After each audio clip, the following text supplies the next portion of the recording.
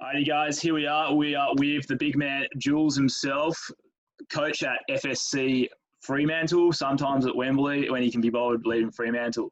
So, Jules has had a bit of a rough couple of weeks with everything going on. But before we get into that story, Jules, tell us about yourself, mate. How much do you think that I'm a good coach, and how much do you think that Simon's a good manager?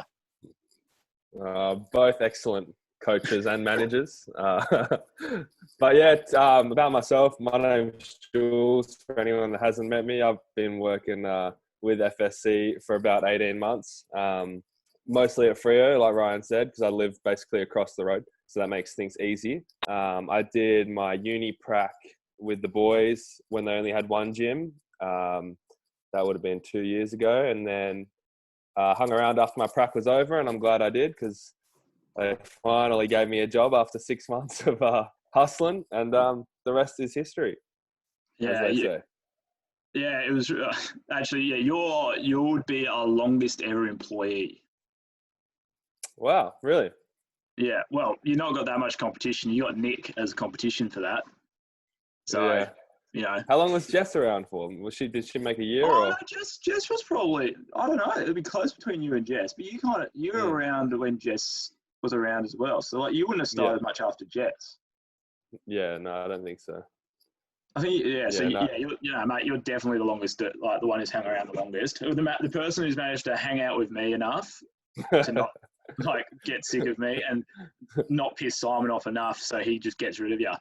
Yeah. They're the two big things. So Jules, you do the boxing classes down at Freo, and you also do a lot of work with kids. You're actually really good with the kids. Oh, I'm quite impressed with your work with kids quite often. Yeah. Mate, how do you keep the little terrors from running the show? Yeah. So firstly, I guess the boxing classes, they're pretty easy. Down at Freo, we got a really good crew that show up to the boxing. It's chopped and changed a little bit so I took over from Jess when she left, which would have been maybe 12 months ago. And then I started doing the Wednesday morning 5:30 boxing, and that's kind of a different crew to what the Monday night boxing used to be. So it was really fun to, I didn't use the same class on both days, so it kind of kept me on my toes to write two different boxing classes for two different groups every single week. And they were completely different. Like Monday night was probably, anywhere between 6 and 10 guys that were all under 30 doing their thing. So obviously they got different kind of requirements to the Wednesday class, which was, working people that had come before work. So that was really fun. I enjoyed that. And then it kind of reinvigorated my passion for combat sports, which I've always had. And then the kids, that kind of wasn't by choice, actually. It started with, obviously when you guys opened the second gym, you were both so busy that time management became really important for both of you. And that opened up, I guess, opportunities for somebody else to take the youth programs off your hands. So that was me at the time. And that introduced me to working with kids. And then slowly, I started to get different kids come through, I guess, from recommendations from parents and stuff like that. And yeah, I enjoy working with kids, both the ones that have really general goals. I guess the ones that feel like they're behind the eight ball and trying to, feel like they're the odd ones out with us. Because, everyone develops at different rates. You got your chronological age and your biological age. So trying to help kids get a bit more confident with their athleticism. Yes. Trying to get kids a bit more confident with, their performance in athletics, and then the other side of the kids that are, I guess, prodigies, and trying to get them to where they want to be. Yeah. Nah, you do a really good job with those guys. So tell us about your hobbies. Do you have another name? Let's talk about that a little bit, Yeah. So like I mentioned with you've got a dual personality. I do. Jekyll and Hyde. Like I was saying with the combat sports thing, that kind of comes from my love of professional wrestling, which isn't a combat sport as such, but it's, I know you know what it is. You love it, but for people that don't know, it's like what you see on TV, Hulk Hogan, John Cena, WWE type thing. So I started watching that when I was really young, and I kind of followed it into I started training when I was 17, and I guess I took to it really well. I wouldn't say easily, but it kind of snowballed from something that I did, I guess, as more of a hobby once a week, and kind of took over my life for a minute there. And I guess because I was good at it and I loved it, it was a good, combination of things where I kind of dove into it, and I really wanted to ride that horse, as far as it could go. And that's the last 3 years of my life. If I haven't been working at the gym, I've been working on that. So that's I think a big reason that this last fortnight or month or so has been really hard on me, because my work, which I love, is being around people and being around sport and fitness at the gym and health, and then my hobby, which I love just as much, is wrestling, and both of them have ceased to exist in the last 4 weeks. So it's left me in a no man's land. Yeah, man. So like, before we talk about your most recent trip with your wrestling, I guess, like, when did you get? You went over to Canada before your most recent trip, the one that you actually managed to stay over there for. Let's tell us a bit about that, the experience that you had over there. You did some pretty impressive stuff over there with the work at the academies and stuff like that. So let's have a chat about that. Let's see what that's about. Yeah. So when I was 21, I was kind of a little bit stagnant with what I was doing. So the Australian wrestling scene, if you could call it that, is it's pretty Eastern States dominant. So the guys in Melbourne and Sydney get most of the shine purely because of location. So the Melbourne guys can go to Sydney every second weekend, vice versa. And then there's Queensland and Adelaide, which aren't too far away either. So they get around a lot. And then the guys that are in Perth kind of disadvantaged because of pure logistics. To get one of us over for a show, it's a $550 flight return, whereas to get somebody up from Sydney, so you really need to be popping a number, as they would say in the industry. Yes, yeah. To get yourself flying over there.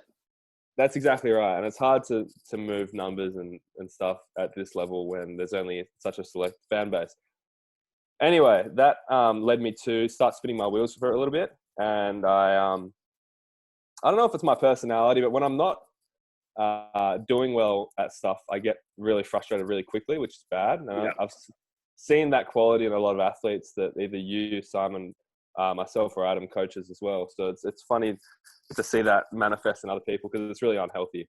But the good thing about that is I usually try to do something about it. So when I was 21, I was spinning my wheels, and I decided to apply for the Storm Wrestling Academy, which is based in Calgary in Western Canada. And I got in, which was good. So I moved everything to Calgary. I left my family and moved to Calgary for 4 months.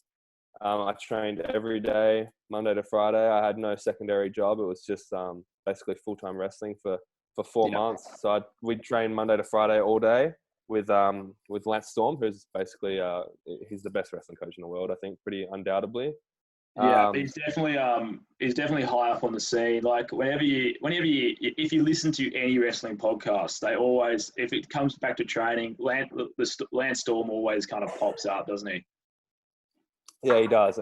He's pretty well respected, and just to exemplify that, he shut down the Storm Wrestling Academy, just in September, because he has got a job with the WWE, kind of overseeing the operations of how the matches run. So obviously, that's about as it's as big of a compliment as you can probably get, isn't it? So exactly, yeah. So we trained full time Monday to Friday, and then on the weekends I took it upon myself to chase what we call bookings, which is independently run wrestling shows. So I got as many bookings as I could. So I wrestled basically every weekend as well.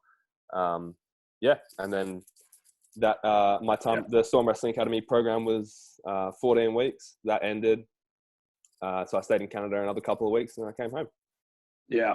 Going back to that, the frustration you get when you're not doing well. Yeah. Like I have it. Simon has it. I think it's a thing that a lot of people who want to achieve, and people to give a shit, to put a bad word in there, about what they are doing get. So as you said, that can be quite unhealthy, but also it can be also one of your greatest assets. Like if you're getting super frustrated about something, you have two options. Yeah, you could either quit and not be frustrated anymore, or you can figure out a way to do what you want to do. And that's exactly what you did.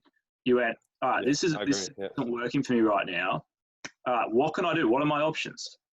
Let's apply for something that's going to benefit my wrestling career, give me a whole new experience of the world, and I'm going to enjoy doing it at the same time. And you just went for it, and that's that is the product of that elite mindset. I think what's really important. Yeah, I agree. I think that differentiates the people that are successful and the people that aren't, because we've all seen it with athletes that we've been around. They can go both ways. Some athletes, when they're not getting their way or they kind of start to stagnate, they get the whole, that the world's against me type attitude. And I think once you get that, it's really toxic. Nobody wants to be around you when you're like that. And you kind of get it in your own head that no matter how hard you work, nothing's going to happen. So you stop working hard as well. And it's a terrible road to go down, because it just breeds into that. It's like a revolving door of it just makes it worse and worse and worse. You start snowballing down that path. It is very hard to take a left turn and get the hell out of that. Yeah. So, again, it is toxic. Like, you have people around you that are talking like that. Get away from them. Like, we don't allow it at FSC. Like, all the coaches we have, or we are continuing to have, don't have that. Like, Adam doesn't have that. You don't have that. Me and Simon don't have that. Like, if we and that kind of helped breed down into. Someone's just turned the vacuum on. I don't know if anyone can do that. But I've got tradesmen here at the moment. They're trying to fix up a hole in my roof that's been there since we moved in. So they're painting, and now they're doing the good thing, cleaning. But I'm just going to shut this door a little bit tighter. Okay.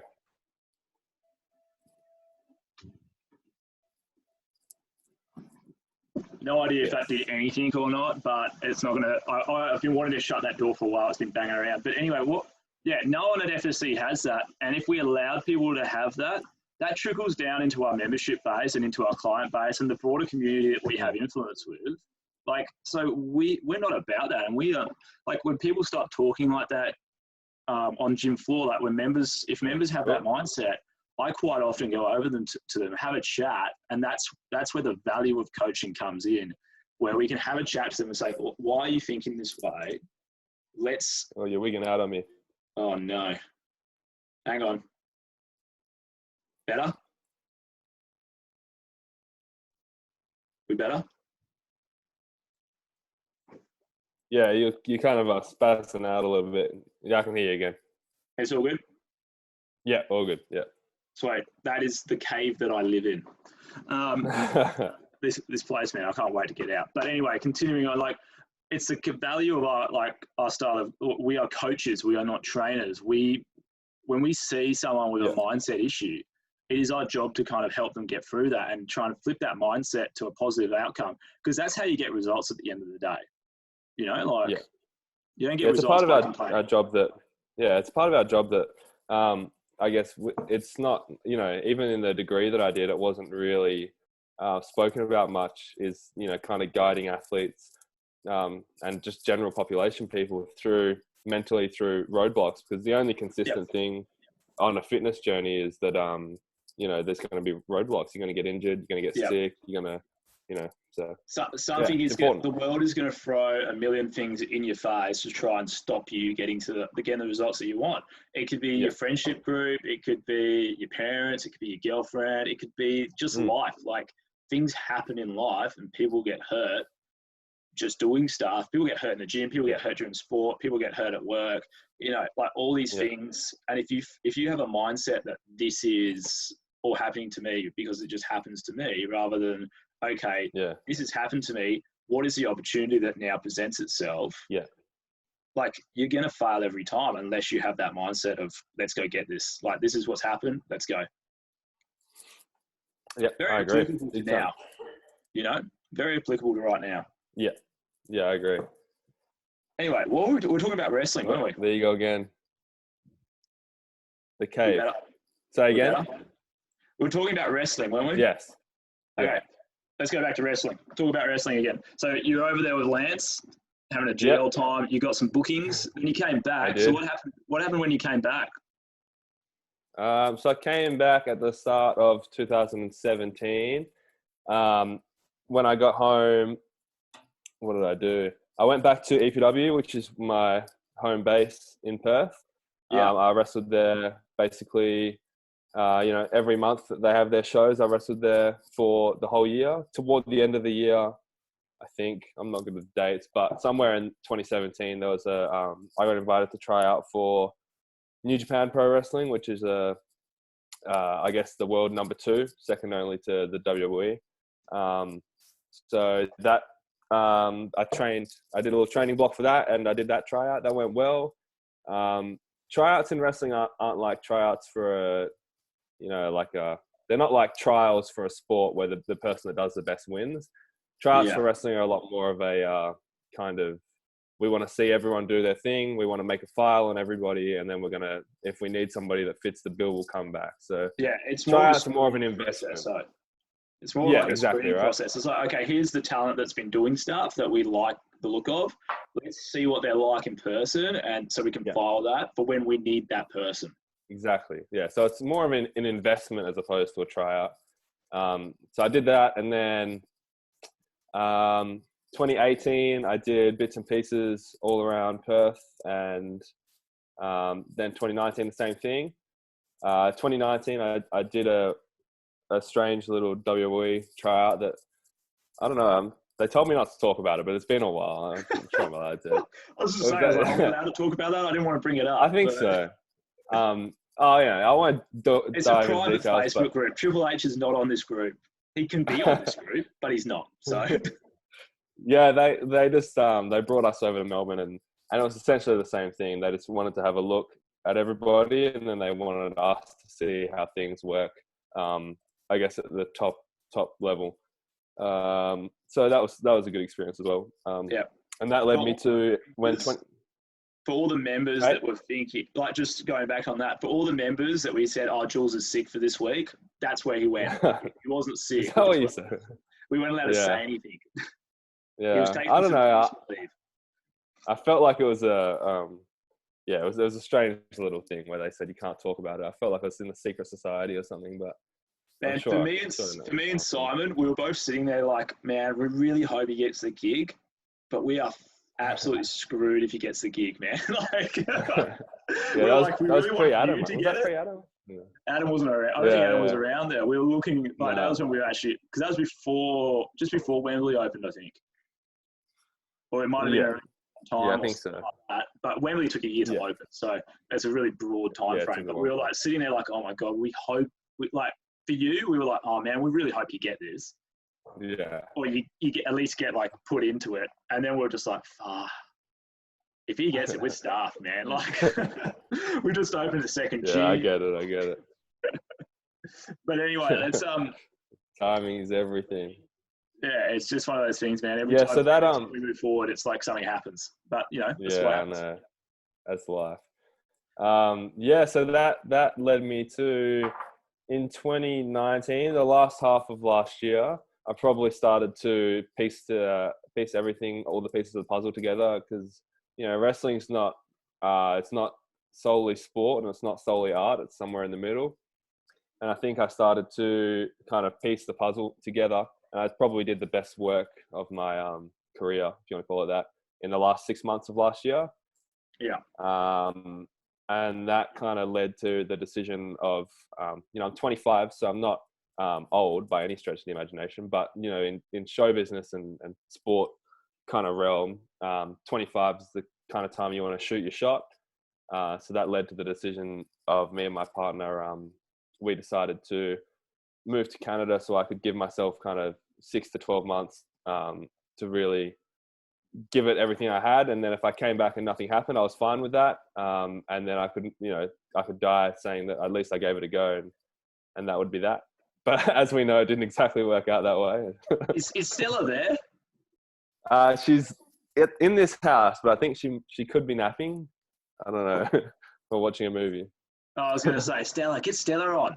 Give her a shout out at least. Just don't say my partner. Maybe you can do one with Stella. About dealing with me in the last couple of weeks. About dealing with you in the last couple I would not want to know. You haven't been returning my phone calls and everything, man. I can't imagine what she's had to deal with.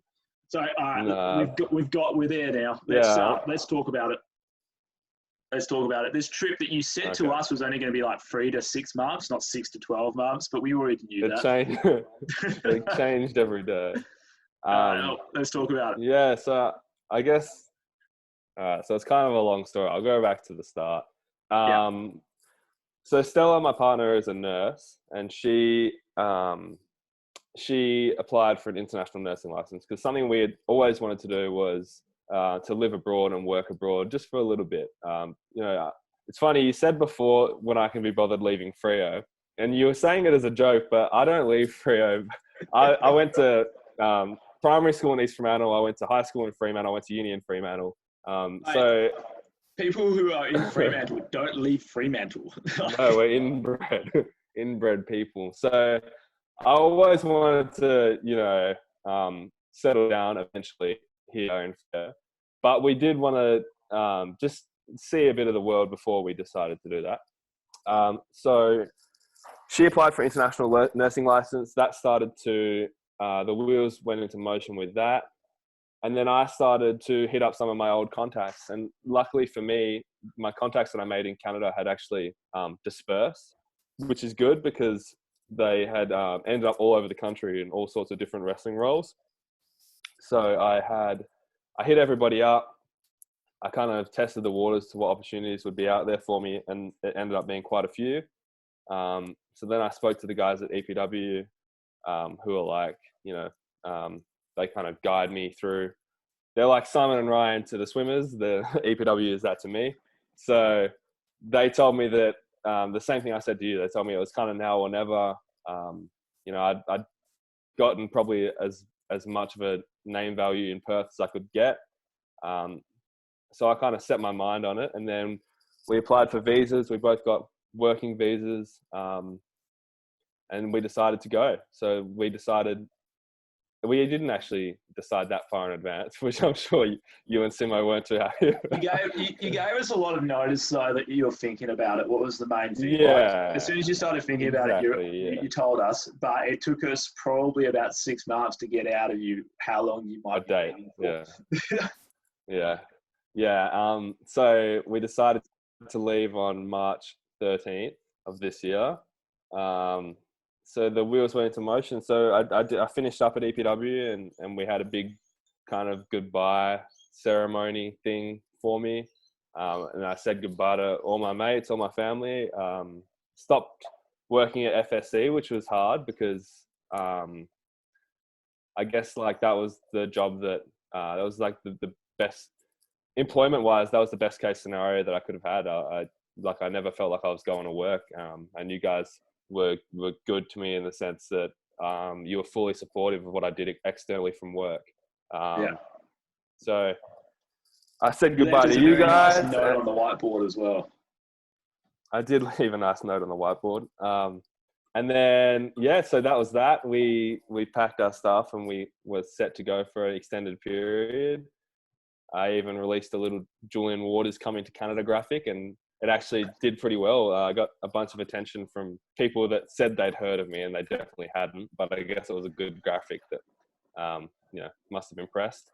So I had set up a couple of different shows already across the country, and I was fully motivated to go and give it my best shot. And I was actually confident that I could achieve something in that time that I was there because I've been wrestling 7 years now, so I've seen I know how the game works, and I know how to sort of play it so I can get my shot. And then I'm confident that once I get my shot, that I'm more than competent. So on the 13th of March, we left. On the way to the airport on that day, it was a Friday night. Scott Morrison was on the radio at a press conference on the way to the airport saying that he recommended all Australian travellers to come home, and we hadn't even left yet. So I was like, shit. Here we go. Going. Oh, we did make it. Yeah, exactly. So we made it to Canada. That long 25-hour flight or whatever it is combined. We made it to Vancouver. The first night in Vancouver was like nothing was wrong. We went out, we had a few drinks. It was good. It was fun. And then the next day we went for a walk through Stanley Park, and anyone that's been to Vancouver knows it's nice and pretty. And then on the way home from that, on the radio in the Uber, Justin Trudeau, who's the Canadian Prime Minister, called a press conference announcing that the borders were shutting into Canada.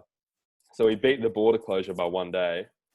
But it was not a good sign, obviously. And then things got progressively worse and worse, obviously, with this COVID-19 situation. If anyone doesn't know what I'm talking about, it's obviously COVID-19. That's what caused all this. So we went back to our Airbnb. We called the Australian consulate and we asked them sort of what their advice was. So the plan for us was 5 weeks of holiday. So we're going to go from West Coast to East Coast. And then once we got to Toronto, we're going to settle down and start doing our thing. So we hadn't even left the first destination in the West Coast. The Australian consulate told us basically in no uncertain terms that we should go home. So then we called the Canadian, there was a Canadian government helpline for travelers. They told us to go home as well. So we were thinking this is not going to plan. So we called our insurance. We paid like a hefty fee for comprehensive insurance that covers you for the whole visa, no matter how long you stay. We called our insurance. We asked them what the deal was, and they said that because it's a global pandemic, they're voiding all policies. So so we were in Canada with nowhere to go. We were going to get an Airbnb and look for an apartment.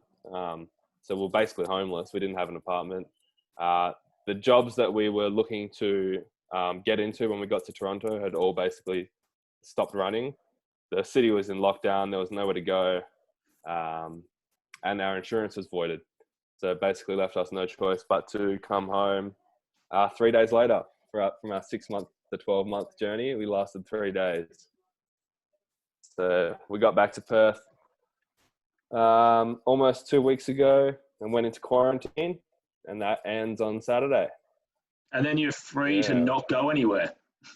And then I'm free and then the whole country's basically in quarantine now anyway. So what's the difference? Self-isolation. At least I can, So it was a nightmare actually, but I'm glad that we're home safe and healthy and stuff like that. But it was a bitter pill to swallow, definitely. It was not what I had planned. So you said you had some opportunities in the works over there. Any big notable ones, or just a couple of shows here and there? So, because you wanted to get on TV.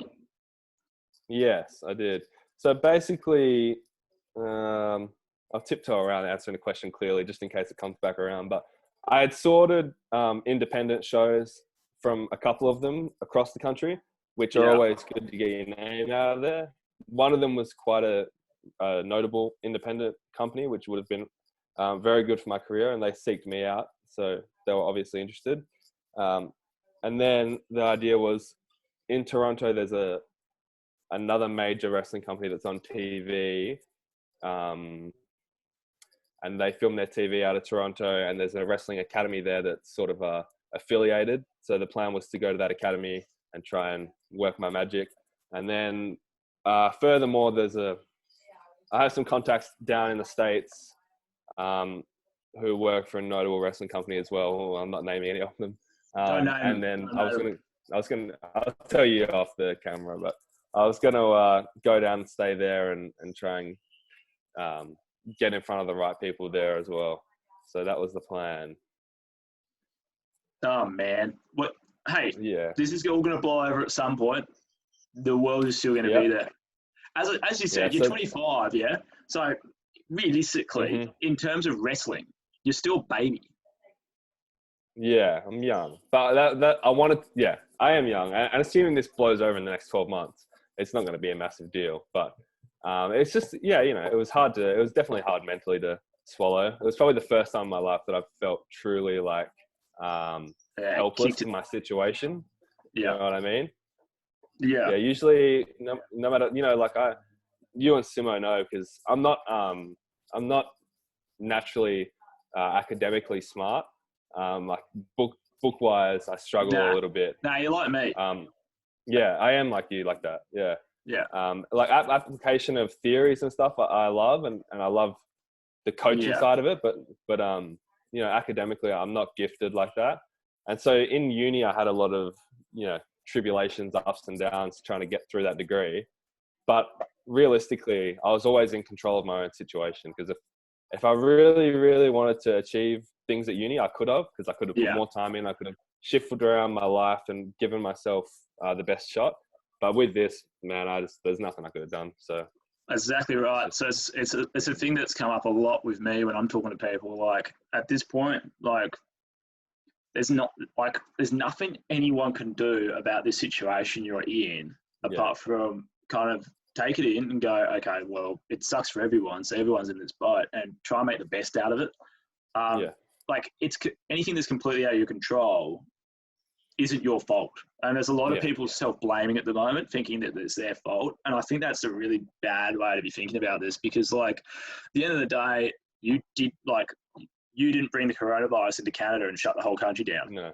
And even if you did, you would have got it from someone else, or the person who ate a bat or whatever they did. Yeah, who knows? I think I've heard of pangolin. I've heard of bat. Like, who knows? Yeah, but I heard a bat gave it to a pangolin thing. Yeah. Is that? Oh, who knows, man? Like, pangolins are still cute though. Have you seen a pangolin? Yeah, I heard that a bat bit of pangolin thing, and then somebody ate that, and then there you go. So, like, you know, the spider ate the fly, and whatever, the horse ate the donkey. Yeah. Who knows? Yeah. But like, nothing that we can control. Like, this is a situation that's not, you know, we didn't bring it on ourselves. It's just here.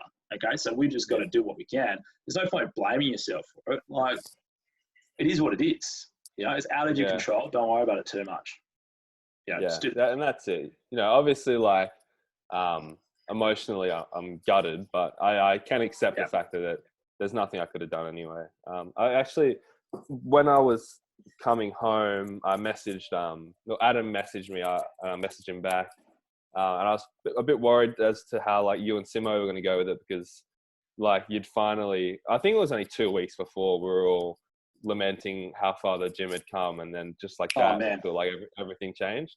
But you and Simon, for an example, and it's not something that a lot of people know, but I'm going to say it anyway. I don't know if I'm supposed to say this, but I'll say it anyway. We literally the week before this all happened, like the 2 week period before this all happened, we were looking for a new facility in North Fremantle to kind of like look at upgrading and going into that. Like, because everything was doing so well. We were about to bring on more staff. We had like 4 people trialing out for staff and 1 prac student. Like, to replace you, realistically, for the time that you weren't there. Yeah. Like, you're always welcome when you came back. But yeah, man, a lot of things got shut down pretty quickly when that happened. But you've got to do the best thing you can. Yeah. So, like, you guys have done a good job at adapting there. Oh man, you know me, I've got plans for everything, and I'm quite good at recognizing situations before they even turn up. So, like, when this kind of started becoming a thing in China, I was like, we'll keep this in the back of my mind, but we'll joke about it. You know, coronavirus, have some lime, and you'll be fine. You got to joke about it, or else you cry. You laugh or you cry. That's the choice. Is not prefer to laugh every day of the week. But yeah, like, and then when it started getting into Italy and that situation got bad, I sent Simon an email and I went, look, we need to have a plan for this, because this is starting to get pretty serious, and it's got out of China. It's no, like, there's a lot of travel between Australia and China. At some point, this is going to happen.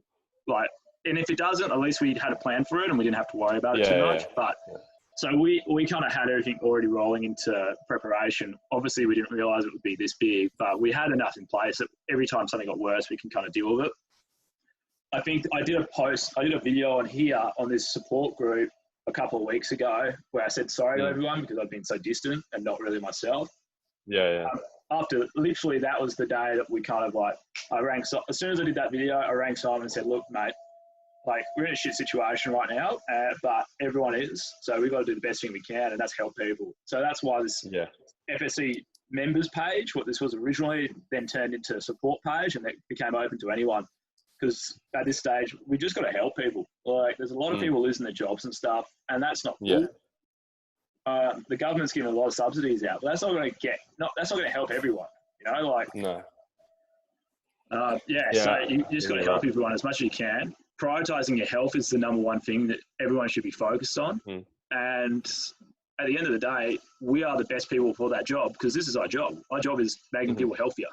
So Yeah, opportunities, I man. I've noticed that a few gyms around Perth, especially like chain style gyms, have put out statements saying like Yeah, they'd really appreciate members to continue paying their membership while the gym's shut to support local business. And while I like wholeheartedly agree with supporting local businesses as much as you can financially, it kind of seems like you guys are at the forefront of like actually still providing some sort of service.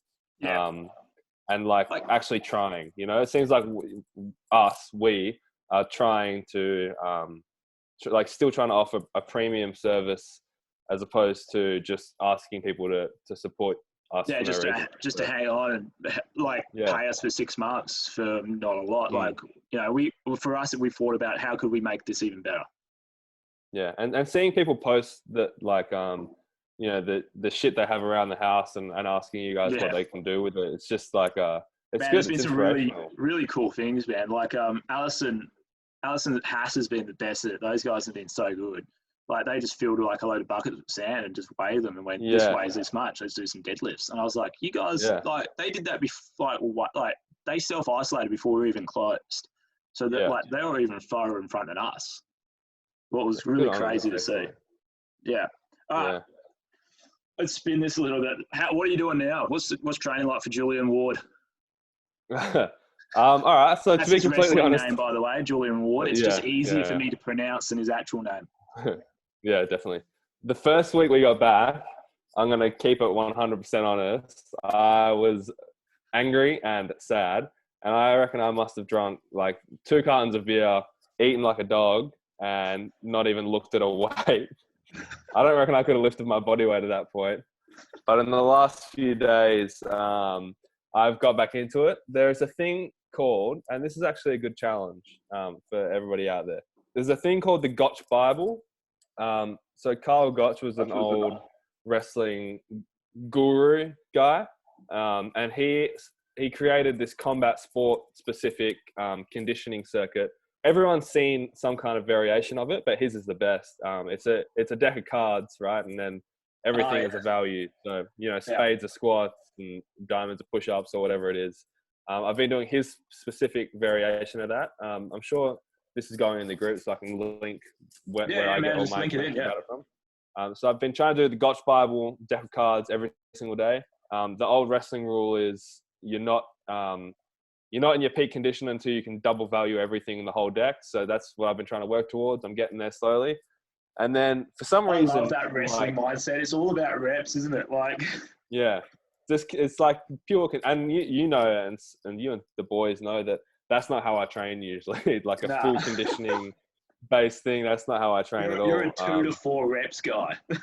Exactly. Yeah. So I've been doing that. I've been kicking the footy, which I haven't done in so long. Like, cause we got a fairly big backyard area, and obviously we're not allowed to leave the premises.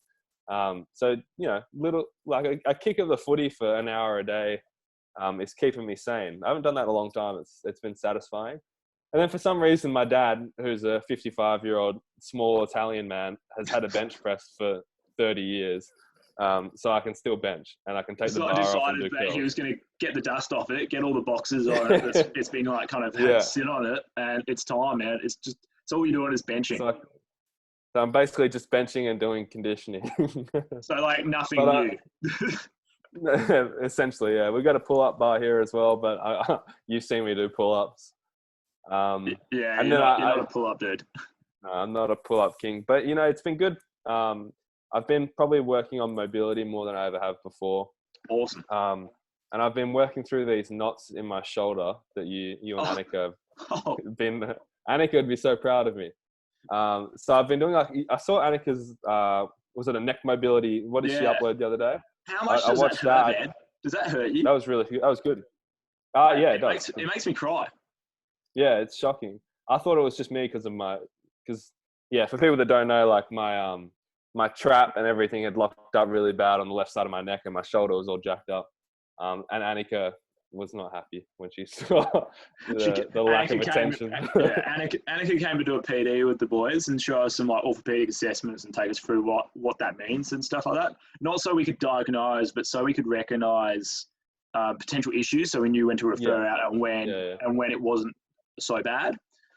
We refer out all the time anyway. Anyone who knows us, we're very big on referring out. But it was just so we had a better understanding of the process. So when people told us they did this test, we know what that test was, how it looks. Yeah. And if we needed to test someone on the floor just to give them like, okay, this is this and this is that, go see these person to confirm, we could do that. And she came in and Jules was like, in classic Jules fashion, we were midway through an assessment. What was it? I think it was an ankle or something like that. Like ankle assessment. And he went, hey, I've got this shoulder and it's never worked well. Hang on 2 seconds, let me pause it. Yeah. We're back. Sorry, it was just midway pause. Back to the story about when Annika was doing a PD with us and Jules, midway through a foot assessment, and Jules just pipes up, hey, I've got this shoulder and it just doesn't work. And Annika was like, okay, what doesn't it work? And you couldn't lift it or something. It was something really... I couldn't, no, it was stuck up. Yeah, it was stuck up like that. You get jacked up. Like you almost have frozen shoulder.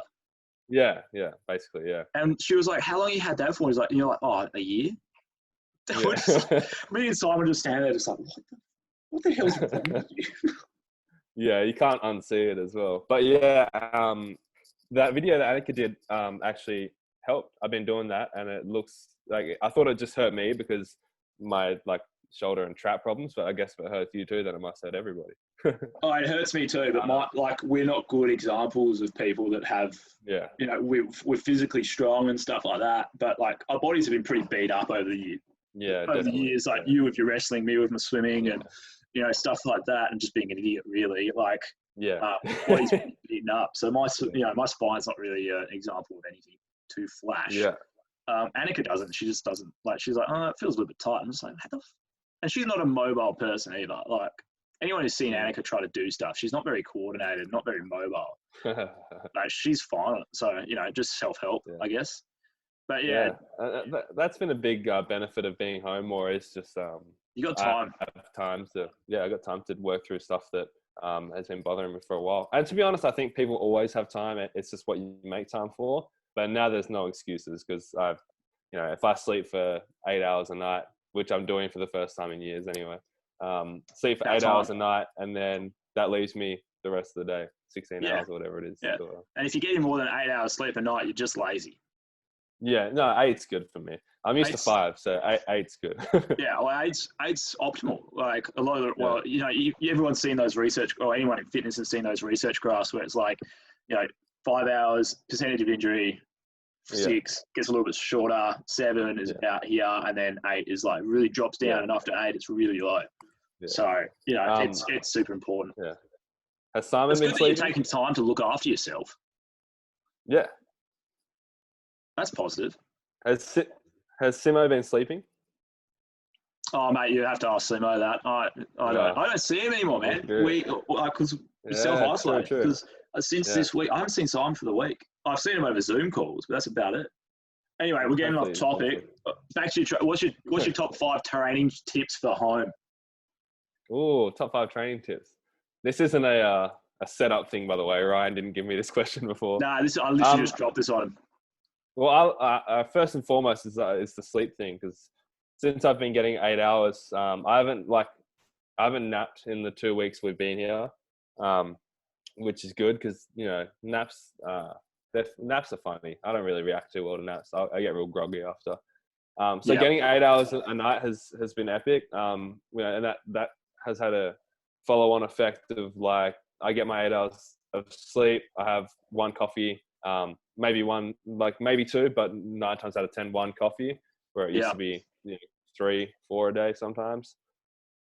So that'd be number 1, is get sleep. Number 2 is address the things that you've been putting off. So like for me, it was my shoulder. So we've got time, so we might as well address the stuff that we've been putting off. Other stuff as well, like kicking the footy. I've missed kicking the footy for ages and haven't, because that was my background, obviously, when I was a junior. and so I haven't gone out and run around, chased after a footy in years. And I've always said that I wanted to, but I didn't have time, and now I do. So address the things or achieve the things that you've been putting off.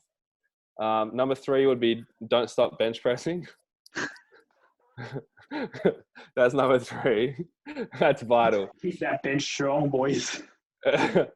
Maybe I'll change that to keep doing your favorite lift. Because for me, it's bench.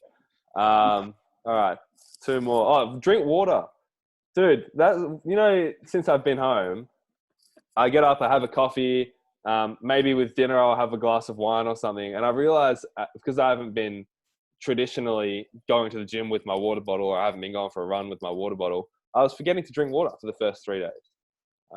So drink water. Don't forget about water. It's still important, even if you're not traditionally exercising, like if you're not in the gym with your water bottle. Yeah. So carry on hydration up. Yeah. That'd be number 4.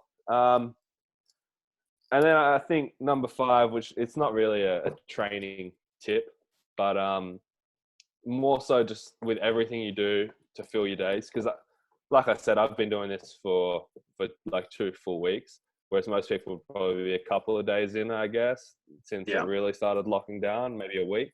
I would say, like, make sure you do things that you like, keep your days fun and keep them different, but stick to a routine, because some of that first week, some of my days were just chaos, man. I woke up at a different time every day. I watched movies, and sometimes I didn't, and then I went to bed at a different time every day, and the days really started to blur together, and it's really depressing living like that. So yeah, it's one of those things. Everyone's working from home now, and that work routine that you had before going to work needs to be the same, because otherwise you're just going to lose.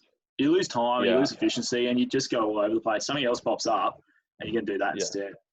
And obviously, this is like no, keep going. Who was that? No, keep talking. Obviously, like that everything at the moment is so different to what anyone's used to. There's unprecedented times, but I think if you're living with no routine, then it starts to feel like something's really wrong, and it starts to like become a really negative experience. Where if you have a routine, even if it's a different routine, you still feel like your days are you're achieving stuff, and you're doing something, as opposed to just living through an apocalypse, which is what it feels like when you just do nothing all day. Yeah, that's awesome, man. Good job. It's great to have you back in the country, and it's good to have you safe again. What's awesome. Yeah. We're going to get you back in the FSC crowd very soon. We just got to work through some things, and then you'll be back in. There's a lot of opportunities coming up soon for us. So it's been great to chat to you. It's been the first time I've managed to chat to you, because you keep dodging my phone calls. But actually, the last thing we didn't talk about on this, I'll just quickly say, I did do a social media blackout for the first week after I got home, and it was mostly because I was still obviously gutted about what had just happened. And I reckon I got a message which I really appreciate. I got a message from everybody I know asking me to tell them the story, and I got really sick of talking about it. So I put my phone down, and also the constant stream of, every time you open your phone, there's some bad statistic that's out.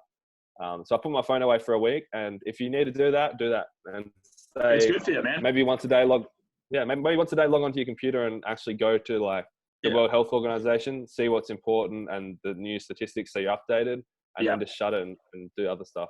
That helped me.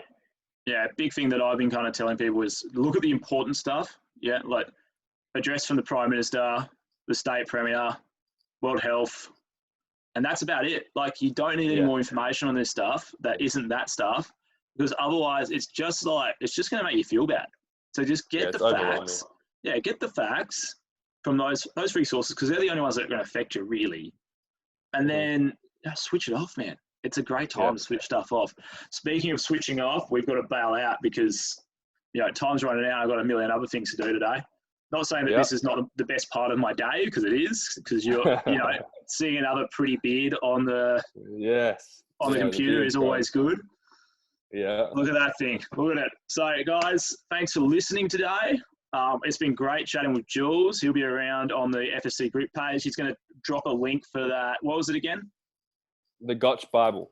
the Gotch Bible. Could have said that wrong because I thought I was going to say the Gooch Bible, and then I thought I should change that. So the Gotch Bible, he's gonna drop a link for that below. As always, guys, stay safe, stay strong, stay connected. The whole tribe is here, and most importantly, # be for middle. Yep.